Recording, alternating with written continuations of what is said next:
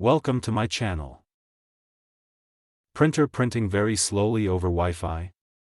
Try these 10 fixes.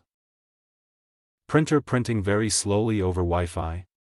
Try these 10 fixes. Step 2. Restart your Wi-Fi router. Unplug your router for 30 seconds, then plug it back in.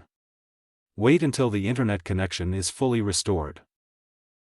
Step 3. Move the printer closer to the router. Weak Wi-Fi signals can slow down printing. Place the printer closer to your router if possible.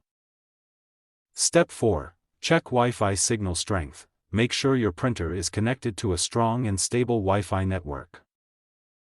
Step 5. Reduce network traffic. Pause large downloads, video streaming, or online gaming while printing to free up bandwidth.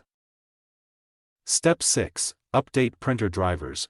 Download and install the latest printer drivers from the manufacturer's website. Step 7. Use draft print mode. Select draft or fast print quality in printer settings to speed up printing.